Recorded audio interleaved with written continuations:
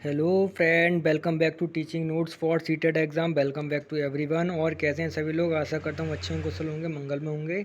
आज मैं आपके लिए लेकर आऊँ सीटेट परीक्षा के लिए एक और नया टॉपिक, जो आगामी सीटेट जुलाई में होने वाली सीटेट परीक्षा के लिए बहुत ही उपयोगी रहेगा। चलिए ज़्यादा बातचीत न करते अपने प्रश्न नंबर 1 की तरफ आते हैं। प्रश्न नंबर 1, निम्नलिखित में से कौन सा समस्या समाधान में बाधक नहीं है? Which of the following is not an obstacle in problem solving? Option number सूझ अंतर्दृष्टि इंसाइट। ऑप्शन नंबर बी भाग्यनशा फ्रस्ट्रेशन। ऑप्शन नंबर सी नकारात्मक मानसिक वृत्ति negative mental set. Option number D चिंतन एनेक्सिटी। तो बताएं इसका आंसर क्या होगा प्रश्न नंबर 1 का। इसमें आपसे पूछा समस्या समाधान में बाधक नहीं है, तो इसका आंसर क्या होना चाहिए? ऑप्शन नंबर डी देखिए, चिंता एनेक्सिटी। समस्या समाधान में बाधक नहीं होगा। समस्या समाधान में बाधक प्रमुख चीज़ चिंता। बिना चिंता की समस्या होगी नहीं हो सकती ना। तो चिंता एक बहुत ही महत्वपूर्ण तथ्य है समस्या के लिए, तो ये होना नहीं चाहिए। नकारात्मक मानसिक वृत्ति निगेटिव मेंटल सेट, यानी कि समस्या समाधान के लिए क्या आवश्यक नहीं है, बाधक नहीं होना चाहिए। जो पॉजिटिव थॉट्स होंगे वो बाधक नहीं होंगे, जो पॉजिटिव थॉट नहीं होंगे वो बाधक होंगे। तो नकारात्मक मानसिक वृत्ति, अगर नकारात्मक मानसिक वृत्ति है तो समस्या उत्पन्न होनी है। कुछ नहीं कर सकता कोई व्यक्ति। अगर हमें अच्छे काम में बुराई दिख रही है तो भी नकारात्मक वृत्ति है, तो ये होना है, नहीं होगा। नकारात्मक पॉइंट होगा तो ये होगा नहीं नकारात्मक मानसिक वृत्ति। ऑप्शन नंबर सी भी गलत होगा। भाग्यनाशा फ्रस्ट्रेशन, भाई भाग्य पे ही सारी चीज़ डिपेंड कर देंगे, हमें कुछ करना भी तो होगा। तो ये भाग्यनाशा भी समस्या समाधान होगी। भाग्य समस्या समाधान में भाग्यनाशा भी एक पॉइंट है समस्या समाधान का। तो ऑप्शन नंबर क्या बच रहा है? सूझ अंतर्दृष्टि। सूझ अंतर्दृष्टि समस्या समाधान का बहुत ही बड़ा बाधक है, क्योंकि अपनी मानसिक क्रियाओं का लाभ सहायता लेकर के हर एक बाधा को दूर कर सकता है। तो इसका आंसर क्या होगा? ऑप्शन नंबर ए सूझ अंतर्दृष्टि इज द करेक्ट आंसर होगा इसका। चलिए अगले प्रश्न पर आते हैं। Option number A is the correct answer. समस्या समाधान में बाधा नहीं डालने वाली अंतर्दृष्टि या सूझ है। यह किसी समस्या को अचानक और सहज रूप से समझने की क्षमता है। यह समस्या के समाधान की ओर ले जा सकती है, जिससे छात्र किसी भी क्रिया को या किसी भी कार्य को सरलतापूर्वक कर सकते हैं। चलिए अगले प्रश्न पे आते हैं। निम्नलिखित में से एक संवेग है। Which one of the following is an emotion? उद्दीपक स्टिमुलस। ऑप्शन नंबर बी स्मृति मेमोरी। ऑप्शन नंबर सी आमोद एज्यूसमेंट। ऑप्शन नंबर डी ध्यान। बताएं क्या एक संवेग है? संवेग कितने प्रकार के होते हैं? ये सारी चीज़ें मैं आपको इसी प्रश्न में बताऊंगा। देखते हैं आपका आंसर क्या होता है इसमें। इसका आंसर क्या होना चाहिए वैसे? संवेग नहीं है, संवेग है। उद्दीपक संवेग कितने होते हैं? 5 संवेग होते हैं, वो आपको आगे बताऊँ। तो इसका आंसर क्या होगा? ध्यान, आमोद, स्मृति या उद्दीपक। तो इसका आंसर होगा ऑप्शन नंबर सी आमोद assessment. C is the correct answer होगा इसका। चलिए इसकी व्याख्या देखते हैं। संवेग एक मानसिक स्थिति है जो व्यक्ति की आवश्यकता के अनुसार नहीं, स्थिति के अनुसार वर्णन करती है। आमोद जैसे आमोद प्रशंसा, घृणा, खुशी, क्रोध, आश्चर्य, प्रेम और भय जैसी भावनाएं समाहित होती हैं। संवेग में सारी भावनाओं को समाहित किया जाता है। मानव में इन संवेगों की स्थिति उस अवस्था में विकसित होती है जिस अवस्था से मानव गुजरता है। जैसे अगर अच्छा माहौल होगा तो अच्छे संवेग होंगे, उसके अंदर खुशी का होगा। अगर उसके पास गम है या दुखी है, किसी कारण से परेशान है, तो उसके पास क्रोध होगा, घृणा होगी, आश्चर्य में जैसी स्थिति होगी उसी के आधार पर उसके मानसिक क्रियाओं में संवेग का विकास होता है। तो option number C is the correct answer होगा इसका। चलिए अगले प्रश्न पे आते हैं। निम्नलिखित में से कौन FIACS के साथ मूल रूप से संबंधित है? Which is the basically linked with FIACS? Option number Harvard. Option number lipid. Option number D फ्रेंडलर। Option number D Morrison. तो बताएं इसका आंसर क्या होगा?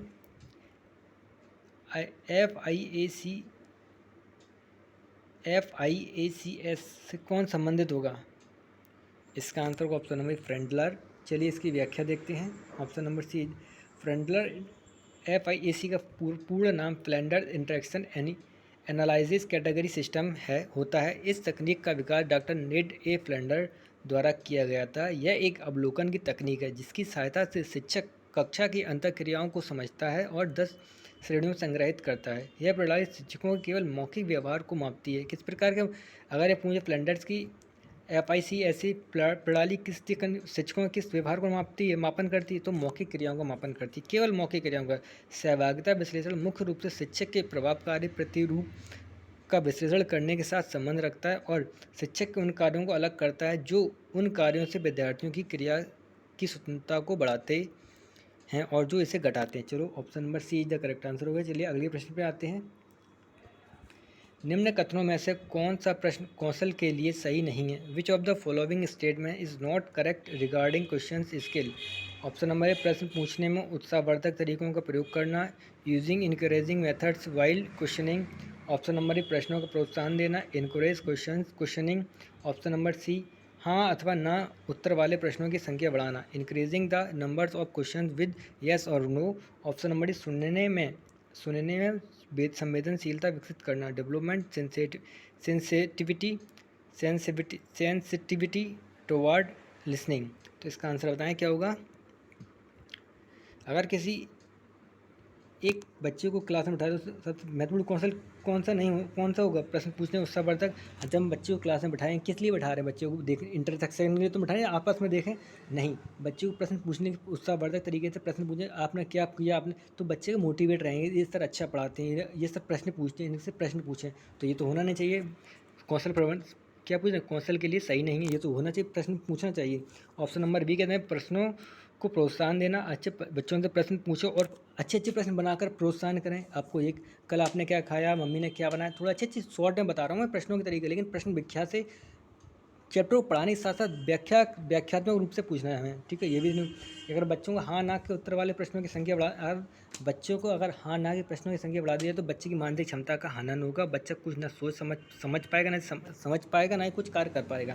तो इसका आंसर क्या होगा? ऑप्शन नंबर सी, हाँ अथवा नहीं वाले उत्तर प्रश्नों की संख्या को बढ़ाना एक कौशल के लिए अच्छा नहीं होता, कौशल विकास के लिए अच्छा नहीं होता बच्चों की। तो इसका आंसर का option number C is the correct answer है। इसकी व्याख्या देखते हैं क्या दे रहे हैं व्याख्या में।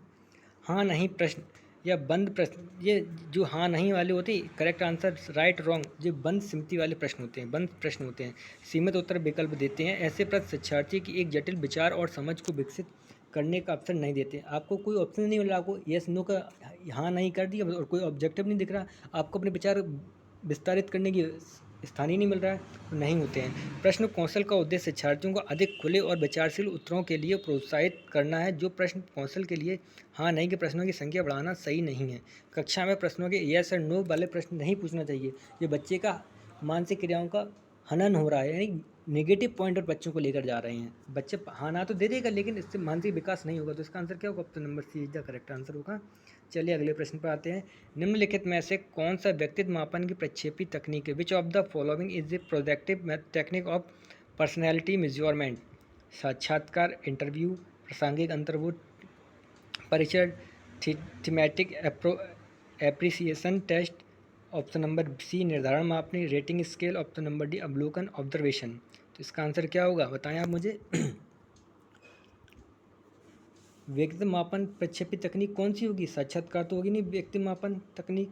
इसका आंसर होगा ऑप्शन नंबर प्रासंगिक अंतर्बोध परीक्षण, TAT thematical appropriation test. Option number B is the correct answer होगा। और इसकी व्याख्या देखते हैं। इसमें प्रक्षेपित तकनीक का उपयोग व्यक्तित्व के गहरे अचेतन पहलुओं को मापने के लिए किया जाता है। इसमें व्यक्तियों को स्पष्ट उत्तेजनाएं दी जाती हैं, जैसे कि चित्र या शब्द, और उनसे अपनी प्रतिक्रियाएं व्यक्त करने के लिए कहा जाता है। प्रासंगिक अंतर्बोध परीक्षण TAT प्रक्षेपित तकनीक है, जिसमें प्रतिभागियों को कुछ चित्र दिखाए जाते हैं और उनसे उनके बारे में कहानियाँ बनाने के लिए कहा जाता है। यह परीक्षण व्यक्तियों की व्यक्तित्व, भावना और संघर्षों का मूल्यांकन करने में मदद करता है। TAT परीक्षण किसने दिया? मॉर्गन एंड मुरे ने दिया है, ठीक है। अगर पूछता है TAT परीक्षण किसने दिया है? मॉर्गन एंड मुरे ने। चलिए अगले प्रश्न पर आते हैं। प्रश्न नंबर 6, सृजनात्मक समस्या समाधान की वह अवस्था जिसमें व्यक्ति असंगत सूचनाओं पर ध्यान नहीं देता, उसे कहते हैं the stage of creativity problem solving in which an individual do not give attention to irrelevant information is known as आयोजन preparation। ऑप्शन नंबर बी अनुवाद ट्रांसलेशन। ऑप्शन नंबर सी प्रबोध इल्यूमिनेशन। ऑप्शन नंबर डी उद्भवन या incubation. बताएं तो इसका answer क्या होगा प्रश्न नंबर 6 का। प्रश्न को अच्छे से पढ़ें, उसके बाद आंसर दें। सृजनात्मक समस्या समाधान के बाद व्यक्ति असंगत सूचनाओं पर ध्यान नहीं देता, तो इसका आंसर आयोजन जब ही कर पाएगा, किसी चीज़ को पूरी तरीके से बना लेगा। आयोजन तभी हो पाएगा किसी चीज़ के हमें क्रियाकलाप करना है, किसी चीज़ कार्य को शुरू करना है, तो उसको पहले कैसे शुरुआत करेंगे? आयोजन, उसका आयोजन करना होगा। अगर किसी चीज़ को हम हिंदी से इंग्लिश करना है तो अनुवाद करना भी हिंदी इंग्लिश और जिस भाषा में आप करना चाह रहे हो उसमें अनुवाद कर सकते हैं। ऑप्शन नंबर डी प्रबोधन, इल्यूमिनेशन। इल्यूमिनेशन भी बहुत ही आवश्यक होता है किसी कहानी के लिए, तो इसका आंसर क्या होगा? उद्भवन, incubation. Option number D is the correct answer होगा। चलिए इसकी व्याख्या देखते हैं। सृजनात्मक समस्या समाधान की व्यवस्था है जिसमें व्यक्ति असंगत सूचनाओं पर ध्यान नहीं देता, उसे असंगत सूचनाओं पर ध्यान नहीं देता है, उद्भवन कहते हैं। उद्भवन एक ऐसी प्रक्रिया है जिसमें व्यक्ति बेसुध हो जाता है और समस्या पर विचार करता है। यह एक धीमी प्रक्रिया है जिसमें व्यक्ति अचेतन रूप से समस्या पर काम करता है। इस दौरान व्यक्ति असंगत सूचनाओं पर ध्यान नहीं देता है और केवल समस्या के समाधान पर केंद्रित रहता है। समस्या का समाधान मिल जाए बस इतना ही हमें चाहिए और कुछ नहीं चाहिए। उसके आसपास क्या हो रहा है उसके विषय में कुछ नहीं सोचे, केवल समाधान मिल जाए। अन्य विकल्पों के अर्थ देख लेते हैं। इसका मतलब क्या? प्रदीपन, यह एक चरण जब व्यक्ति सबसे अधिक सक्रिय और सचेत होता है और समस्या पर समाधान खोज लेता है। अगर प्रश्न पूछा जाए तो इसकी ये आंसर भी आप बना सकते हैं। ये प्रदीपन कब होगा? अभिसारी चिंतन, कन्वर्जेंट थिंकिंग, यह एक इस प्रकार की स्थिति होती है जिसमें बालक ये इस प्रकार की स्थिति है, इस एक प्रकार की सोच है जो किसी समस्या के एकल सुस्थापित उत्तर के साथ आने पर केंद्रित होती है। ऑप्शन नंबर सी में क्या? अपसारी चिंतन, यह एक विचार प्रक्रिया है, एक विचार प्रक्रिया जिसका उपयोग कई संभावित समाधानों की खोज करने, सृजनात्मक विचार उत्पन्न करने के लिए किया जाता है। तो इसका आंसर क्या होगा? ऑप्शन नंबर क्या होगा? Option number D is the correct answer, उद्भवन। ठीक है ना, उद्भवन। Option number D is the correct answer को। चलिए अगले प्रश्न पर आते हैं। बोली जाने वाली भाषा की सबसे छोटी इकाई कौन सी होती है? ठीक है, the smallest unit of spoken language is अर्थ विज्ञान, सीमेंटिक्स, रूपग्राम, मॉर्फोम, ध्वनिग्राम, फोनोमी। ऑप्शन नंबर डी वाक्य विन्यास, सिंटैक्स। बताएं तो इसका आंसर क्या होगा? प्रश्न नंबर 7 का, भाषा की सबसे छोटी इकाई कौन सी होती है? ध्वनिग्राम। Option number C is the correct answer होगा इसका। चलिए इसकी व्याख्या देखते हैं। बोले जाने वाली भाषा की सबसे छोटी इकाई स्वर या ध्वनि यानी कि फोनोमी होती है। यह एक ध्वनि है जो किसी भाषा के शब्दों के अर्थ को बदल सकती है। ठीक है ना, किसी भाषा के अर्थ को किसकी सहायता से बदला जा सकता है? ध्वनि की सहायता से। भाषा की सबसे छोटी लिखित इकाई वर्ण होती है। ठीक है ना, आपके साथ एक से प्रश्न के साथ दूसरा प्रश्न बनाते हैं। भाषा की सबसे छोटी इकाई लिखित इकाई, और इस पर कौन बोली जाने वाली सबसे छोटी इकाई कौन सी होगी? ध्वनि। और लिखित इकाई छोटी इकाई लिखित कौन सी होगी? वर्ण। ठीक है, अब चलिए अगले प्रश्न पे आते हैं। प्रश्न नंबर 8, निम्नलिखित में से किस प्रश्न द्वारा सृजनात्मक चिंतन को सर्वाधिक अच्छे ढंग से अनुमानित किया जा सकता है? From which of the following questions creative thinking can be best predicted? Option number A, इसे कौन बता सकता है? Who can answer it? सही उत्तर बताइए, tell me right answer. Option number C, क्या आप इसका उत्तर बता सकते हैं? Can you tell right answer? Option number D, इसे कितने भिन्न तरीकों से हल किया जा सकता है? What can be different way to solve it? तो बताएं प्रश्न नंबर 8 का आंसर क्या होगा? सृजनात्मक चिंतन की सर्वाधिक अच्छे ढंग से अनुमानित किया जा सकता है, इसे कौन बता सकता है? हाथ उठाएंगे, बस हो जाएगा? नहीं, इतना सृजनात्मक तो हो नहीं रहा है। सही उत्तर बताइए। वो अभी मैंने बताया true and false, yes and no, ये तो होना नहीं सृजनात्मक तरीके से। क्या आप इसका उत्तर सही बता सकते हैं? तो शॉर्ट फॉर्म में पूछना, सृजनात्मक चिंतन की पहचान नहीं है। किसी प्रश्न को किस प्रकार से करना है, क्यों करना है, इससे लाभ क्या होगी, इसकी हानि क्या होगी, इसकी विशेषता क्या है, सारी चीज़ें एक्सप्लेन करनी है इससे। तो इसका आंसर क्या? इसे कितने भिन्न तरीके से हल किया जा सकता है, यानी कि जो प्रश्न है उसकी कमियां, लाभ, प्रकार, उसकी हर चीज़ को व्याख्या करके बताना है। तो इसका आंसर क्या होगा? सृजनात्मक चिंतन सर्वथा अच्छे ढंग से प्रस्तुत अनुमानित किया जा सकता है। ऑप्शन नंबर डी, इसे कितने भिन्न तरीकों से हल किया जा सकता है? What can be different ways to solve it? Option number D is the correct answer होगा इसका। चलिए इसकी व्याख्या देखते हैं। सृजनात्मक चिंतन को सर्वाधिक अच्छे ढंग से अनुमानित करने के लिए इसे कितने भिन्न तरीकों से हल किया जा सकता है? प्रश्न सबसे उपयुक्त है। यह प्रश्न अपसारी चिंतन को बढ़ावा देता है, बच्चे की मानसिकता को देखता है, बच्चे कहाँ तक सोच सकता है, अच्छा सोच सकता है, बुरा सोच सकता है। इसी वजह से कक्षा में प्रश्न बच्चों से बड़े विस्तृत प्रश्नों के उत्तर पूछे जाते हैं, जो कि सृजनात्मक चिंतन की एक महत्वपूर्ण विशेषता है। सृजनात्मक चिंतन का अर्थ है कि बच्चे के द्वारा नए और मूल विचारों का उत्पादन करना। इसलिए मैंने कहा विस्तार से क्या कर सकता है, क्या नहीं कर सकता है, क्यों कर सकता है, सारी चीज़ें पूछ सकता है। के साथ ही साथ बालक के सम्मुख आने वाली समस्याओं का समाधान निकालना होता है। समस्या को कितने अलग अलग तरीके से हल किया जा सकता है। प्रश्न व्यक्ति को समस्या के समाधानों के बारे में सोचने और विभिन्न दृष्टिकोणों को खोजने के लिए प्रोत्साहित करता है, ठीक है ना। अब सारे सृजनात्मक चिंतन का अर्थ क्या हो, तो सृजनशील वाला कैसा हो, तो वो हर कंडीशन को सोच सकता है। तो इसका आंसर क्या होगा, option number D is the correct answer हो। चलिए अगले प्रश्न पे आते हैं। सूक्ष्म शिक्षण का संबंध किससे है, micro teaching is related to मूल्यांकन शिक्षण से, इवैल्यूएशन टीचिंग से, वास्तविक शिक्षण से, रियल टीचिंग से, अवश्रेणीय शिक्षण से, scale down teaching, option number प्रभावशाली शिक्षण से, इफेक्टिवली टीचिंग से होता है। सूक्ष्म शिक्षण का संबंध किससे होगा, मूल्यांकन से होगा सूक्ष्म शिक्षण का, नहीं। सूक्ष्म शिक्षण जो करते हैं B.Ed BTC वाले जो कर की होगी उन्होंने सूक्ष्म शिक्षण भी किया होगा। माइक्रो टीचिंग, उसका प्रभाव क्या होता है, उसका बेसिक कंसेप्ट क्या होती है, वास्तविक शिक्षण से रियल क्या जाता है, रियल तो वास्तविक से क्या, लेकिन किस प्रकार से, बहुत ही इफेक्टिव तरीके से। तो इसका आंसर क्या होना चाहिए, ऑप्शन नंबर डी प्रभावशाली शिक्षण से, इफेक्टिवली टीचिंग। चलिए ऑप्शन नंबर डी की व्याख्या देखते हैं इसकी। सूक्ष्म शिक्षण एक संबंध प्रभावशाली शिक्षण से होता है। सूक्ष्म शिक्षण एक शिक्षण प्रक्रिया जिसका उद्देश्य शिक्षकों को नियंत्रित वातावरण में अपने शिक्षण कौशल का अभ्यास करने और सुधारने की अनुमति प्रदान करना होता है, जिससे प्रभावी शिक्षण हो सके। यह प्रशिक्षण तकनीक शिक्षकों को विभिन्न शिक्षण कौशलों को सीखने और सुधारने में सहायता करती है, जैसे किसी पाठ की योजना बनाना, उसकी प्रस्तुति और व्याख्या करना, छात्रों का एक दूसरे से जुड़ाव और उनकी प्रतिक्रिया को जानना होता है। मैंने आपसे ये बताया सृजनात्मक, ये क्यों हुआ, कैसे हुआ, किसने किया, क्यों किया, हर चीज़ के एक प्रश्न सॉल्यूशन के बाद उसका आंसर और बढ़ा दे, प्रश्न और बढ़ा दे। तो इसका आंसर क्या होगा, option number D is the correct answer होगा, प्रभावशाली शिक्षण। सूक्ष्म शिक्षण कल्चर से संबंधित शिक्षण विधि से, शिक्षण कौशल से, शिक्षण मॉडल से, शिक्षण तकनीक से। जो सूक्ष्म शिक्षण किससे संबंधित होगा, बताएं आप इसका आंसर। इसका आंसर तो सबको किया ही होगा। सूक्ष्म शिक्षण किससे, एक शिक्षण कौशल है जिसमें बच्चों को पढ़ाने से पूर्व होने वाली समस्याओं को अवगत कराया जाए, बच्चों को किस प्रकार से पढ़ाना है, कैसे पढ़ाना है। तो इसका आंसर ऑप्शन नंबर शिक्षण कौशल है, ये ऑप्शन नंबर बी। सूक्ष्म शिक्षण एक ऐसी तकनीक है या कार्यनीति है जिसका उपयोग शिक्षक प्रशिक्षण में किया जाता है, जो विशिष्ट शिक्षण व्यवहार प्राप्त होने तक अभ्यास, प्रतिक्रिया और पुनरावृत्ति के माध्यम से विशिष्ट कक्षा दक्षताओं को प्राप्त करने में मदद करता है। यह शिक्षण रणनीति से संबंधित है जो शिक्षक को शिक्षण के मुख्य कौशल विकसित करने में मदद करता है। ऑप्शन नंबर क्या है, डी है ना इसका, option number B is the correct answer होगा। चलिए अगले प्रश्न पे आते हैं। निम्नलिखित में से कौन अभिक्रमित अनुदेशन सिद्धांत नहीं है, which of the following principle is not included in programmed learning. अभ्यास का सिद्धांत, प्रिंसिपल ऑफ प्रैक्टिस, छोटे छोटे पदों का सिद्धांत, principle of small step, option number C सक्रिय अनुबंधन सिद्धांत, principle of active responding, option number D पुनर्वलन का सिद्धांत, प्रिंसिपल ऑफ रीइंफोर्समेंट। तो बताएं इसका आंसर क्या होगा, अनुदेशन का सिद्धांत नहीं है। अब इसका आंसर अभ्यास का सिद्धांत अनुदेशन के सिद्धांत के अंतर्गत नहीं आता है। पुनर्वलन का सिद्धांत आता है, सक्रिय अनुक्रिया का सिद्धांत भी आता है, छोटे छोटे पदों का सिद्धांत भी आता है। चलिए इसकी व्याख्या देखते हैं। ऑप्शन नंबर ए जो करेक्ट आंसर होगा इसका।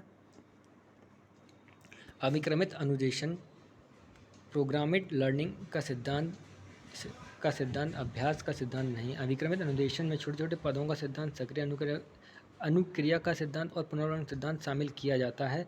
छोटे छोटे पदों का मतलब क्या होता है देखते हैं। अभिक्रमित अनुदेशन की जानकारी छोटी छोटी आसान चरणों में विभाजित किया जाता है ताकि शिक्षार्थी आसानी से सीख सके। अगर हम कोई भी टॉपिक कक्षा में पढ़ा रहे हैं, अगर छोटे छोटे स्टेप से बता देंगे बच्चों तो बच्चे अच्छे से समझ लेंगे, प्रश्न का उत्तर भी आंसर ही बड़ा हो जाएगा। तो इसका ये बहुत ही जरूरी छोटे छोटे पदों में सिद्धांत बता दें। तो सक्रिय अनुक्रिया का सिद्धांत, शिक्षार्थियों को सक्रिय रूप से भाग लेने और उत्तर देने के लिए प्रोत्साहित किया जाना चाहिए, यानी सक्रिय अनुक्रिया का सिद्धांत। हर कक्षा में हर एक छात्र को आप मोटिवेट करें कि आपको इस प्रश्न का उत्तर देना, अपने अपने शब्दों में दीजिए लेकिन आंसर जरूर दीजिए। आंसर जरूर प्रोत्साहित करना है कि आंसर जरूर देना है आपको, ना कि निष्क्रिय रूप से पाठ्य सामग्री को पढ़ने या देखने के लिए। भाई आप कक्षा में किताबों को देखने, बैग को देखने नहीं आए हो, बच्चों को बताना हमें। आप आए हो कक्षा में पार्टिसिपेट करें, पढ़ रहे हो क्लास में, जो पीरियड चलो उस पीरियड समय टॉपिक पढ़ें, अच्छे से पढ़ें और ध्यान से पढ़ें। तो ये भी होना चाहिए। पुनर्वलन का सिद्धांत, सही उत्तर पर देने पर शिक्षार्थियों को सकारात्मक पुनर्वलन किया जाता है जिससे प्रेरित होते हैं और अधिक जानने के लिए प्रेरित होते हैं। ठीक है, पुनर्वलन का संबंध समझते हैं ना। ठीक है, अभ्यास का सिद्धांत उन दृष्टिकोणों के समूह को संदर्भित करते हैं लोगों की आंतरिक मानसिक क्रियाओं के बजाय उनके कार्यों और व्यवहारों पर का अध्ययन करने पर ध्यान केंद्रित करते हैं। अभ्यास का सिद्धांत अभिक्रमित अनुदेशन का सिद्धांत नहीं है। कुछ शिक्षाविद इसे प्रोग्राम लर्निंग का एक महत्वपूर्ण हिस्सा मानते हैं। चलिए अगले प्रश्न पे आते हैं। चलो थोड़ा मिस प्रिंट हो गया है यहाँ पे ये। चलिए सही करा देंगे। इसको मैं थोड़ा प्रश्न पढ़ लीजिए। निम्नलिखित में से कौन सा अभिक्रमित अनुदेशन का सिद्धांत नहीं है? ऑप्शन ए आत्मगति का सिद्धांत, ऑप्शन नंबर तत्काल पुष्टि का सिद्धांत, ऑप्शन नंबर लघु पदों का सिद्धांत, ऑप्शन नंबर डी सक्रिय प्रतिक्रिया का सिद्धांत। तो बताएं प्रश्न नंबर 12 का आंसर क्या होगा? अभिक्रमित अनुदेशन का सिद्धांत नहीं है। इसका आंसर होगा ऑप्शन नंबर सी लघु पदों का सिद्धांत। चलिए इसकी व्याख्या देखते हैं। लघु पदों का वीएफ स्किनर के द्वारा क्रिया प्रस्तुत अनुबंधन पर किए गए शोध से अभिक्रमित अनुदेशन का उदय हुआ है। वीएफ स्किनर ने ही अभिक्रम की रैखिक श्रेणी का शैली का सिद्धांत विकास किया है। मनुष्य के शिक्षण में क्रिया प्रस्तुत अनुबंधन के सिद्धांतों को लागू करके स्किनर ने एक अनुदेशात्मक प्रतिमान विकसित किया, जिसे लोकप्रिय रूप से अभिक्रमित अनुदेशन के रूप में जाना जाता है। अभिक्रमित शब्द का उपयोग अधिगम के अनुभवों और घटनाओं को सबसे तार्किक और मनोवैज्ञानिक अनुक्रम में व्यवस्थित करने के लिए किया जाता है, ताकि छात्र को अनुदेशन से अधिकतम लाभ मिल सके। ठीक है ना। अनुदेशन का मतलब किसने किया, हर एक चीज़ की व्याख्या आपको दे दी गई है, आप देख भी सकते हैं। प्रश्न नंबर 13, थॉर्नडाइक के उद्दीपक अनुक्रिया सिद्धांत एसआर थ्योरी में सीखने की प्रक्रिया में क्या महत्वपूर्ण नहीं है? विच वन इज क्या दे रहे हैं? Which one is not important in the learning process of Thorndike stimulus responding theory SR theory? क्रिया प्रसूत अनुबंध व्यवहार, अंतर्देशीय, ड्राइव, अभिप्रेरक, मोटिव, उद्दीपक, स्टिमुलस। बताएं इसमें क्या अभिप्रेरित नहीं होगा? प्रश्न नंबर 13 का बताएं आंसर क्या होना चाहिए? इसका आंसर होगा ऑप्शन नंबर ए क्रिया प्रसूत व्यवहार। चलिए इसकी व्याख्या देखते हैं। थॉर्नडाइक ने एसआर उद्दीपक अनुक्रिया सिद्धांत में सीखने की प्रक्रिया में क्रिया प्रस्तुत व्यवहार महत्वपूर्ण नहीं है। थॉर्नडाइक के एसआर सिद्धांत, जो कि प्रतिनियम त्रुटि का सिद्धांत पर आधारित है, सीखने को उद्दीपक और अनुक्रिया के बीच संबंध बनाने के रूप में देखता है। इस सिद्धांत में उद्दीपक से अनुक्रिया होती है और अनुक्रिया का परिणाम उस संबंध को मजबूत या कमज़ोर करता है। क्रिया प्रसूत एक अलग प्रकार का सीखने का सिद्धांत है, जिसमें व्यवहार के परिणाम उस व्यवहार को संभावना को प्रभावित करते हैं। इस सिद्धांत में व्यवहार स्वयं उत्पन्न होता है, जबकि एसआर सिद्धांत में अनुक्रिया उद्दीपक के कारण होती है। इसीलिए क्रिया प्रसूत व्यवहार एसआर सिद्धांत में महत्वपूर्ण नहीं है, क्योंकि यह सीखने की प्रक्रिया का एक अलग दृष्टिकोण है। तो इसका आंसर क्या होगा? इस प्रश्न का आंसर ऑप्शन नंबर ए। क्या दे रहे हैं इसमें आंसर? क्रिया प्रसूत अनुबंधन सिद्धांत थॉर्नडाइक के उद्दीपक अनुक्रिया सिद्धांत की प्रक्रिया का महत्वपूर्ण नहीं है। Option number A is the correct answer होगा। चलिए अगले प्रश्न पे आते हैं। शिक्षण के दौरान आवाज़ में उतार चढ़ाव किसका उदाहरण है? Voice modulation during teaching is the example of उद्दीपन परिवर्तन कौशल skill of stimulus variation. Option number B प्रस्तावना कौशल skill of introduction. Option number C पुनर्वर्ण कौशल skill of reinforcement. Option number D समापन कौशल स्किल ऑफ क्लोजर। बताएं इसका आंसर क्या होगा? शिक्षण के दौरान आवाज़ में उतार चढ़ाव किसका उदाहरण है? किसका?